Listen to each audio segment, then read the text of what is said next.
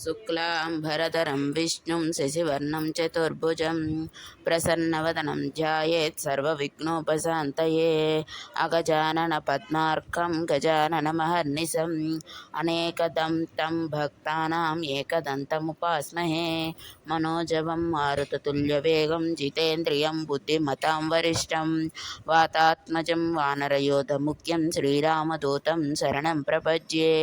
कूजन्तं राम रामेति मधुरं मधुराक्षरम् आरुह्य कविताशाखां वन्दे वाल्मीकिकोकिलं। नारायणसमारम्भां व्यासशङ्करमध्यमाम् अस्मदाचार्यपर्यन्तां वन्दे गुरुपरम्पराम्। गुरुर्ब्रह्मा गुरुर्विष्णुः गुरुर्देवो महेश्वरः गुरुर्साक्षात् परं ब्रह्म तस्मै శ్రీగురవే నమః. జై శ్రీరామ్. మనం రామాయణంలో అయోధ్యకాండలో 15వ సర్గ దగ్గర ఉన్నాము. సుమంత్రుడు శ్రీరాముని మందిరమున ప్రవేశించుట. వేద పారంగతులైన బ్రాహ్మణులు ఆ రాత్రి గడిపిన పిదప రాజవంశపు పురోహితుడైన వశిష్ఠుని గూడి సమీపమునేయున్న పట్టాభిషేక మండపమునకు చేరిరి. మంత్రులు, సేనానాయకులు, సంపన్నులైన వర్తకులు, పౌర ప్రముఖులు మున్నగు వారందరూ రామ పట్టాభిషేక మహోత్సవమును దర్శించుటకై సంబరపడుచు అచట సమావేశమైరి. సూర్యుడు పూర్తిగా ఉదయించెను. ఆ దినమున పుష్యమే నక్షత్రము వచ్చెను. శ్రీరాముని జన్మరాశి అయిన కర్కాటక లగ్నమునందు ఆయనకు యువరాజ పట్టాభిషేక మహోత్సవమును జరుపుటకు బ్రాహ్మణోత్తములు నిశ్చయించిరి. సమస్త సంభారములతో సిద్ధముగా ఉండిరి. బంగారు జలపాత్రలు, చక్కగా అలంకరింపబడిన భద్రపీఠము, చక్కని పులితోలు పరచబడిన రథము సిద్ధము చేయబడినవి. గంగా యమునల సంగమ ప్రదేశమున ప్రయాగయందలి పవిత్ర జలములు, పునీతములైన ఇతర నదీ జలములు, పెద్ద పెద్ద మడుగులు, బావులు, సరస్సులు మొదలగు వాని అందలి పుణ్యజలములు తీసుకొని రాబడినవి. తూర్పు వైపుగా ప్రవహించు గోదావరి, కృష్ణ, కావేరి మొదలగు నదుల జలములు, నైమిసారణ్యాది పుణ్యక్షేత్రముల యందు పైకి పెళ్ళుబుకుచున్న బ్రహ్మవర్త, రుద్రావర్తాది సరస్సుల యందలి పవిత్ర జలములు, దక్షిణము నుండి ఉత్తరమునకు అడ్డముగా ప్రవహించుచు గండకీ ప్రభృతి నదీ జలములు, నలువైపుల గల ప్రసిద్ధ సముద్ర జలములు తీసుకొని రాబడెను. అచట బంగారు వెండి పాత్రలలో పేలాలను, పవిత్ర జలములను నింపియుంచిరి. ఆ కలశములపై రావియాకులు, మేడియాకులు, తామరాకులు, కలువ పత్రములు కప్పబడి ఉండుటచే అవి మనోహరముగా ఉండెను. అక్కడ తేనె, పెరుగు, నేయి, బొరుగులు, దర్భలు, పువ్వులు, పాలు సిద్ధముగా ఉంచబడెను. వివిధ ఆభరణములను అలంకరించుకొని సదాచారములను నడుపు దేవదాసీలు అచటికి చేరియుండిరి. రాముని కొరకై శ్రేష్టమైన వింజామరము సిద్ధముగా ఉంచబడినది. దాని పిడి బంగారముతో నిర్మింపబడి రత్నములు పొదుగబడి ఉండెను. అది గుబురుగా నుండి చంద్రకిరణ శోభలను వేలార్చుచుండెను. దానిపై సుగంధ పుష్పములను అలంకరించిరి. శ్రీరామ పట్టాభిషేకమునకై చంద్ర మండలము యొక్క స్వచ్ఛమైన కాంతులను విరజిమ్ముచున్న శ్వేత ఛత్రము గంధ పుష్పాదులతో అలంకృతమై కనువిందు గావించుచుండెను. చక్కగా అలంకరింపబడిన తెల్లని వృషభము, శ్వేతాశ్వము, రాజు అధిష్ఠింపదగిన శుభ లక్షణములు గల భద్రగజము యువరాజు కొరకై నిరీక్షించుచుండెను. మంగళప్రదవులైన 8 మంది కన్యలు వివిధ ఆభరణములను చక్కగా అలంకరించుకొని ఉండిరి. సకల వాద్యములను సిద్ధముగా ఉండెను. వందిమాగదులు మొదలగు వారు సర్వసన్నద్ధులై ఉండిరి. ఇక్ష్వాకు మహారాజుల పట్టాభిషేకములకు అర్హమైన సమస్త వస్తువులను సమకూర్చున్నట్లే రామ పట్టాభిషేకమును పురస్కరించుకొని కానుకలుగా బహూకరించుటకై సామంతరాజులు అమూల్యమైన రత్నములను, వజ్ర వైఢూర్యములను గైకొని రాజాజ్ఞ మేరకు అతడికి చేరియుండిరి.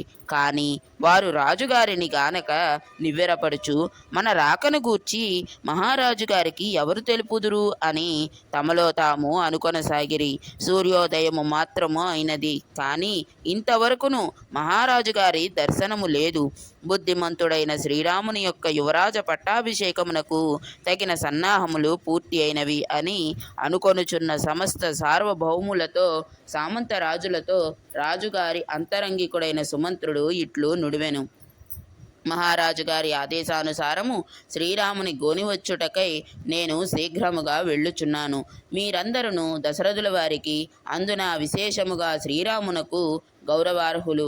ఆయుష్మంతులైన మీరు స్వయముగా రాజుగారి క్షేమ సమాచారములను గూర్చి అడిగినట్లుగా ఆయన పూర్తిగా మేల్కొనిన పిదప తెలిపెదను. మరియు ఆయన ఇచటికి రాకుండుటకు గల కారణమును కూడా అడిగి తెలుసుకొందును. సామంతరాజుల వృత్తాంతములను సాంగోపాంగముగా నెరింగిన సుమంత్రుడు ఈ విధముగా పలికి అంతఃపుర ద్వారమున కడకు మరలి వచ్చి తనకు ఎప్పుడునూ అడ్డులేని ఆ భవనములో ప్రవేశించెను. పిమ్మట అతడు ఆ మహారాజు యొక్క వంశావళిని కీర్తించెను. క్రమముగా ఆయన శయన మందిరమునకు చేరి అచట నిలిచెను.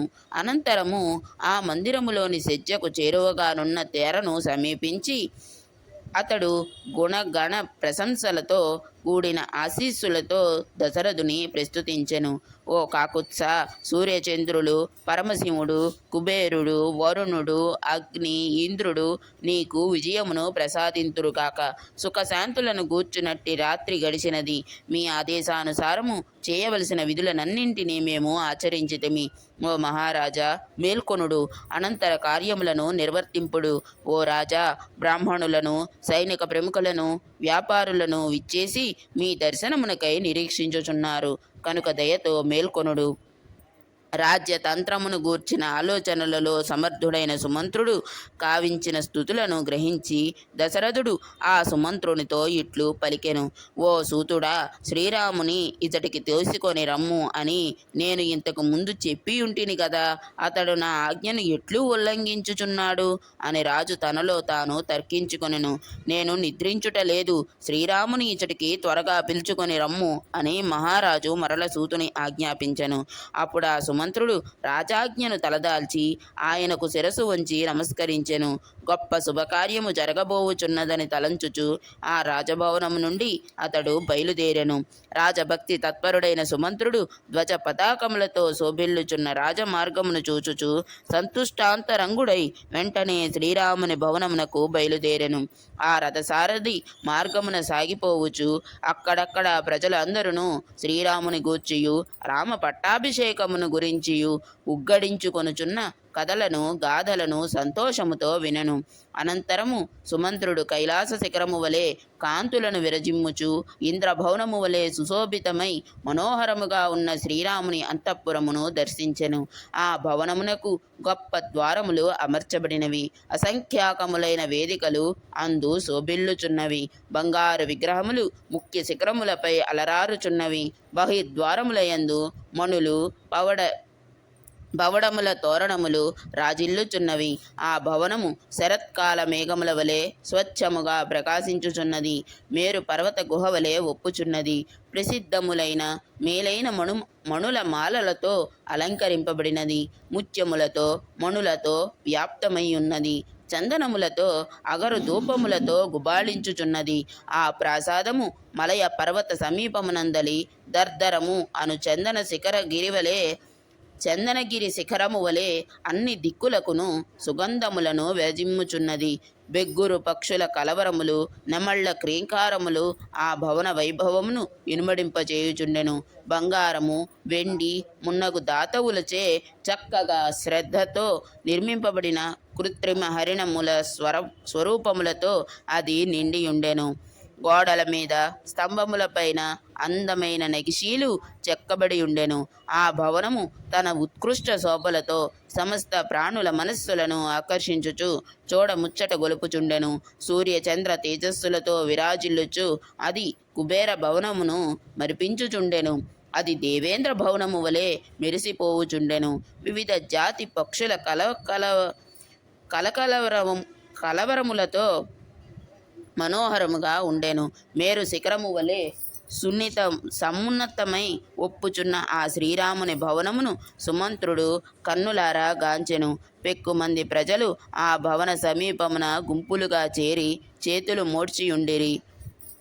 కానుకలను గొనవచ్చిన పల్లె ప్రజలతో ఆ ప్రదేశము అంతయు క్రిక్కిరిసి ఉండెను. శ్రీరాముని పట్టాభిషేకమునకై ఉవ్విళ్ళూరుచున్న ఆ జానపదుల సంబరములు చెప్పనలవిగానివై ఉండెను. ఆ ప్రాసాదము మహామేఘ సదృశమై సమున్నతమై మేలైన రత్నకాంతులతో శోభిల్లుచుండెను. ఆ ప్రదేశమున గూనివారును చిన్న చిన్న శరీరము గలవారును చేరియుండిరి. సుమంత్రుని రథమునకు చక్కని గుర్రములు పూంచబడి ఉండెను. ఆ రథము యొక్క పైకప్పు మనోజ్ఞముగా నుండెను. అట్టి రథము పైనక్కి ఆ సారథి శ్రీరామ భవనమునకు వెళ్ళుచు రాజమార్గమున గల ప్రజలను సంతోషముతో చూచుచు అచట చేరిన వారి మనస్సులను రంజింపచేసెను. నరశ్రేష్ఠుడైన శ్రీరాముని యొక్క భవనము మహదైశ్వర్య సంపన్నమైన దేవేంద్ర భవనము తలపించుచుండెను. ప్రాంగణమునందలి లేళ్ల సంచారములు నమళ్ల నృత్య భంగిమలు కనువిందు గావించుచుండెను. అట్టి భవనమును సమీపించి సుమంత్రుడు దాని అందచందములకు ముగ్ధుడయ్యెను. ఆ ప్రాసాదమునందలి కక్షలు చక్కగా అలంకృతములై కైలాస శిఖరముల వలె ఉన్నతములై స్వర్గ భవనముల వలె ఆకర్షణీయములై ఉండెను. సుమంత్రుడు ఆ కక్షలలో ప్రవేశించి ముందునకు సాగుచు రామునకు ప్రీతిపాత్రులై ఆయననే స్మరించుచున్న అతడి ప్రజలను అధిగమించుచు తిన్నగా అంతఃపురమును సమీపించెను. ప్రజలెల్లరూ శ్రీరామ పట్టాభిషేక సందర్భమును పురస్కరించుకొని మానవాళికి రాజకుమారుడైన శ్రీరామునకు శుభ పరంపరలను గోరుచు సంతోషకరములైన వచనములను పలుకుచుండిరి. సుమంత్రుడు ఆ శుభ ప్రసంగములను విని సంతోషముతో పొంగిపోయెను. అంతట సుమంత్రుడు మహేంద్రుని ప్రాసాదముతో తుల్యమై రమ్యమైన శ్రీరామ భవనమును దర్శించెను. అచట లేళ్ళు పక్షులు విహరించుచుండెను. అది మేరు శిఖరము వలె ఉన్నతమై కాంతులను విరజిమ్ముచుండెను. అసంఖ్యాకులైన గ్రామీణ జనులు కానుకలను తీసుకొని వచ్చిరి. వారు తమ వాహనములను దూరమున వదిలి ద్వార సమీపమునకు చేరి అంజలి ఘటించి శ్రీరామ దర్శనమునకై వేచియుండిరి. వారి కోలాహలములతో నిండిన ఆ ద్వార మార్గమును సుమంత్రుడు గాంచెను. అచట సుమంత్రుడు శ్రీరాముడు అధిష్ఠించునట్టి శత్రుంజయము అను పేరు గల భద్రగజమును దర్శించెను. అది గొప్ప మేఘము వలెను మహాపర్వతము వలెను సమున్నతమై బలిష్టమై ఉండెను. అది మదధారులను స్రవింపజేయుచుండెను. అంకుశమునకు లొంగనిదై మహాకాయ శోభితమైన ఆ శత్రుంజయము దర్శనీయముగా నుండెను. రథాశ్వగజ బలములతో గూడిన వారై చక్కగా అలంకరించుకొని ఉన్న అమాత్య ముఖ్యులు అచ్చట చేరియుండిరి. రాజునకు ప్రీతిపాత్రులైన ప్రముఖులను వారితో గూడియుండిరి. సుమంత్రుడు వారినందరినీ అధిగమించి అంతఃపురమున ప్రవేశించెను. ఆ అంతఃపురము సర్వ సంపదలతో తొలతూగుచుండెను. ఆ శ్రీరామచంద్రుని అంతఃపురము పర్వత శిఖరములతో తుల్యమై నిశ్చలముగానున్న మేఘము వలె అలరారుచుండెను. అతి పెక్కు భవన సమూహములతో గూడియుండెను. అట్టి ఆ అంతఃపురమున సుమంత్రుడు రత్నాకరమైన సముద్రమును మొసలివలే అడ్డులేని వాడై ప్రవేశించెను. 16వ సర్గము. శ్రీరాముడు రథముపై దశరథుని మందిరమునకు బయలుదేరుట. రాజవంశములు పుట్టు పూర్వోత్తరములను బాగుగా వెరిగిన సుమంత్రుడు జన కోలాహలములతో నిండిన అంతఃపుర ద్వారమును అధిగమించి జన సమ్మర్ధము లేని లోపలి కక్షలో ప్రవేశించెను. శ్రీరాముని ఎడల ప్రేమానురాగముల గల యువకులు ఈటెలను చేతబట్టి ధనుర్ధారులై ఆ కక్షలను కాపలా కాయుచుండిరి. వారు మేలిమి బంగారు కుండలములను ధరించి ఏమరపాటు లేక ఏకాగ్రచిత్తులై అచట నిలిచి రక్షణ కార్యములలో నిమగ్నులై ఉండిరి. అచట కాషాయ వస్త్రములను ధరించి చిత్ర విచిత్రములైన కంచు కమలములను దాల్చిన వృద్ధుల వేత్ర అంటే దండహస్తులై ఉండిరి. వారు అంతఃపుర స్త్రీల రక్షణ కొరకై నియుక్తులై సర్వసన్నద్ధులై ద్వారముల కడ ఆసీనులై ఉండిరి. అట్టి వారినందరినీ సుమంత్రుడు గాంచెను. అసడి వారందరూ తమ తమ విధుల ద్వారా శ్రీరామునకు ప్రియమును గూర్చువారు. వారందరూ అంతఃపురములోనికి వచ్చుచున్న సుమంత్రుని గాంచి తమ తమ స్థానముల నుండి సాదరముగా తటాలున లేచి నిలబడిరి. రాజకార్యములలో నిగ్గుదేలిన సుమంత్రుడు వారితో శ్రీరాముని కొరకై సుమంత్రుడు ద్వారము కడ నిరీక్షించుచున్నట్లు విన్నవింపుడు అని సవినయముగా తెలిపెను. నిరంతరము ప్రభు హితమునుకే పాటుపడునట్టి ఆ ద్వార రక్షకులు రాముని సమీపించి సీతాదేవితో గూడియున్న ఆ ప్రభువునకు సుమంత్రుని రాకను గూర్చి తెలిపిరి. ద్వార రక్షకులు తీసుకొని వచ్చిన సమాచారమును అందుకొని శ్రీరాముడు తన తండ్రికి ప్రీతిని గూర్చుటకై ఆయనకు అంతరంగిక సేవకుడైన సుమంత్రుని తన అంతఃపురములోనికి రప్పించెను. చక్కని వస్త్రాభరణములను ధరించి మృదువైన ఆస్తరణములతో కూడిన బంగారు పర్యంకముపై ఆసీనుడై కుబేరుని వలె విలసిల్లుచున్న శ్రీరాముని ఆ సుమంత్రుడు చూచెను. సీతాదేవి స్పర్శచే పవిత్రమై పరిమళములను వెదజల్లుచున్న శ్రేష్టమైన ఎర్ర చందనమును అతడు పూసుకొని ఉండెను. వింజామరతో సేవించుచు సీతాదేవి ఆయన ప్రక్కనే ఉండెను. సీతాదేవితో కూడిన ఆ రాముడు చైత్ర శుద్ధ పూర్ణిమ నాడు చిత్రాయను తారతో చిత్తా నక్షత్రముతో కూడిన పూర్ణ చంద్రుని వలె శోభిల్లుచుండెను. శత్రు భయంకరుడైన ఆ శ్రీరాముని సుమంత్రుడు దర్శించెను. నిరుపమానముగా ప్రకాశించుచున్న సూర్యుని వలె తన దివ్య తేజస్సుతో విరాజిల్లు శ్రీరామునకు వినయ సంపన్నుడైన సుమంత్రుడు వినమ్రుడై నమస్కరించెను. దశరథుని ఆదర సత్కారములకు పాత్రుడైన సుమంత్రుడు హాయిగా తలపముపై కూర్చొనియున్న శ్రీరామునితో కుశల ప్రశ్నలు గావించి చేతులు మూడ్చి ఇట్లనెను. కౌసల్యాదేవి యొక్క ముద్దుల పట్టివైన ఓ శ్రీరామ, మీ తండ్రి అయిన దశరథుడు రాణి అయిన కైకేయీదేవితో కూడి మిమ్ము చూడగోరుచున్నాడు. ఆలసింపక త్వరగా వెళ్ళుదము. దివ్య తేజస్సుతో విరాజిల్లుచున్న శ్రీరాముడు సుమంత్రుని వచనములను విని మిక్కిలి సంతుష్టుడై ఆయనను సన్మానించెను. పిదప సీతాదేవితో ఇట్లు నుడివెను. ఓ దేవి,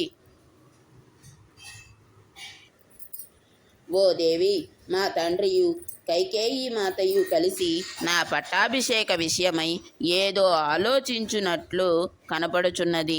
ఇది నిశ్చయము. ఓ విశాలాక్షి, సర్వసమర్థురాలైన కైకేయి తల్లి నా హితమును గోరినదై వృద్ధుడైన మహారాజు గారి అభిప్రాయమును గుర్తించి నా పట్టాభిషేక విషయమున ఆయనను ప్రోత్సహించి ఉండవచ్చును.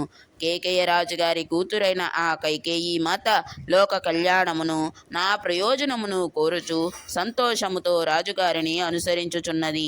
మహారాజు తనకు ఇష్టురాలైన కైకేయీదేవితో కూడియున్నవాడై నా అభీష్టమును నెరవేర్చగల సుమంత్రుని దూతగా ఇచటికి పంపెను. ఇది మన అదృష్టము.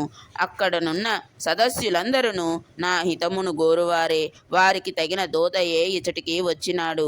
నేడే నిశ్చయముగా రాజు నన్ను యువరాజ పట్టాభిషిక్తుని చేయును. భలే, ఇదిగో ఇప్పుడే వెళ్ళి రాజుగారిని దర్శించెదను. నీవు పరిచారికలతో కూడి ఆటపాటలతో ఆనందింపుము. శ్రీరాముడు ప్రియవచనములతో సీతాదేవికి జనలేని సంతోషమును గూర్చెను.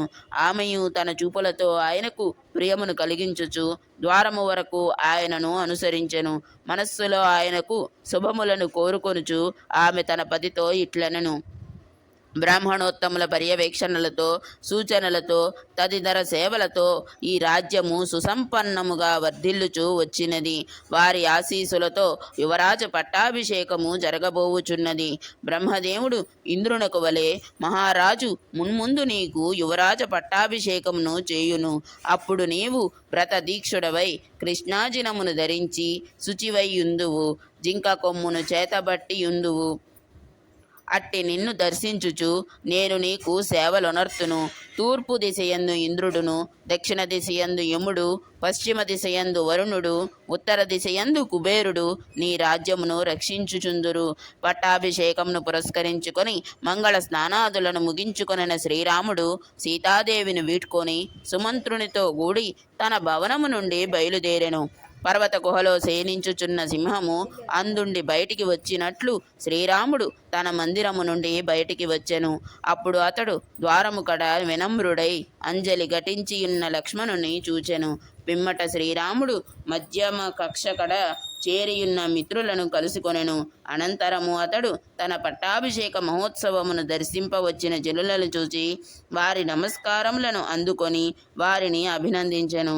పిదప నరశ్రేష్ఠుడైన రాజకుమారుడగు రఘురాముడు పులిచర్మము ఆస్తరణముగా గలిగి అగ్నివలయ ప్రకాశించుచున్న ఉత్తమ రజత రథమును అధిరోహించెను. ఆ రథము యొక్క సవ్వడి మేఘ గర్జన వలె గంభీరముగా ఉండెను. అది మిక్కిలి విశాలముగా ఉండెను. మణులు చెక్కిన బంగారు రేకులతో అలంకరింపబడి ఉండెను. అది మేరు పర్వత కాంతులతో బాసిల్లుచు చూచివారు కన్నులకు మిరుమిట్లు గొల్పుచుండెను. ఆ రథమునకు పూంచిన గుర్రములు బలిష్టములై ఉండుటచే గున్న ఏనుగులను తలపించుచుండెను. చక్కని అశ్వములను పూంచుటచే వేగముగా సాగిపోగల రథమును అధిష్ఠించిన సహస్రాక్షుడైన ఇంద్రుని వలె మనోహరమైన తన శోభలతో విరాజిల్లుచున్న శ్రీరాముడు తన మహారథముపై ఆసీనుడై వెంటనే బయలుదేరెను. మనోహరముగానున్న ఆ రథము గర్జించుచున్న మేఘము వలె దిక్కులను ప్రతిధ్వనింపచేయుచుండెను. ఆ రథమును అధిష్ఠించి మహామేఘము నుండి వెలువడిన చంద్రుని వలె శ్రీరాముడు తన భవనము నుండి బయటికి వచ్చెను. శ్రీరాముని తమ్ముడైన లక్ష్మణుడు ఛత్రమును వింజామరను చేపూని రథముపై అన్నకు వెనక భాగమున నిలిచి ఆయనను సేవించి చుండెను. రాముడు అట్లు వెళ్ళుచుండగా జనుల యొక్క కలకల ధ్వనులు ఆ ప్రాంతమునందంతటను నిండెను. అనంతరము అసంఖ్యాకములైన జాత్యస్వములు కొండల వంటి ఏనుగులు రాముని రథమును అనుసరించినవి. చందనము అగురు మొదలగు సుగంధ ద్రవ్యములను అలదుకొనిన వారు, కవచములను ఖడ్గములను ధనస్సులను ధరించిన సూరులు, రామునకు మంగళ సూచకముగా జయ జయ ధ్వానములు చేయుచున్న జనులు ఆయనకు ముందు భాగమున నడుచుచుండిరి. రాజమార్గమున శ్రీరాముడు రథముపై సాగిపోవుచుండగా వీణా వేణు మృదంగ తాళధ్వనులు, వందిమాగదుల స్తుతి వాచకములు, సూరుల సింహనాదములు అచటి వారందరికీ ఆనందమును గూర్చినవి. శ్రీరాముడు ముందునకు సాగిపోవుచుండగా చక్కని వస్త్రాభరణములను ధరించిన సుందరీమణులు తమ భవనముల కిటికీల నుండి పరిమళ భరితములైన పుష్పములను చల్లుచుండిరి. చక్కని చుక్కలైన ఆ తరుణీమణుల మెడల పైనుండియు ధరణిపై నుండి రాముని సంతోషపరచుచు మృదు మధుర వచనములతో ఇట్లు స్తుతింపసాగిరి. మాతృమూర్తికి సంతోషమును గూర్చి, ఓ రామ, నీ సిద్ధయాత్ర సఫలమగుగాక. తండ్రి రాజ్యమునకు యువరాజు వగుచున్న నిన్ను చూచిన తల్లి కౌసల్య ఎంతేని మురిసిపోవును సుమా. ఆ స్త్రీలందరూ శ్రీరాముని ప్రాణేశ్వరి అయిన సీతా సాధ్వి వనితామణులందరిలోనూ ఉత్తమురాలు అని భావించిరి. ఆ సీతాదేవి పూర్వము నిజముగానే గొప్పగా తపమాచరించి ఉండవచ్చును. తత్ఫలితముగా ఆమె చంద్రునకు రోహిణి వలె శ్రీరామునకు అర్ధాంగి అయినది అని మేడలపైనున్న స్త్రీలందరూ పలికిన ప్రియవచనములను రాజమార్గమున వెళ్ళుచున్న పురుష శ్రేష్ఠుడైన శ్రీరాముడు వినను. ఇతర ప్రదేశముల నుండి వచ్చిన జానపదులు పురజనులు తనను గూర్చియు తన పట్టాభిషేకమును గురించియు సంతోషముతో సంభాషించుకొనుచున్న కథలను గాథలను ప్రియవచనములను శ్రీరాముడు ఆలకించెను. ఈ రాముడు నేడే మహారాజు గారి అనుగ్రహముతో విశాలమైన కోసల రాజ్యలక్ష్మిని పొందబోవుచున్నాడు. ఈ మహానుభావుడు మనకు పాలకుడు కానున్నాడు. ఇక మన కోరికలన్నీయును నెరవేరి తీరును. శ్రీరాముడు ఈ దేశమును చిరకాలము పాలించుటయే జరిగినచో ఈ జగత్తునందలి జనులందరికీ అనంతమైన లాభములు చేకూరును.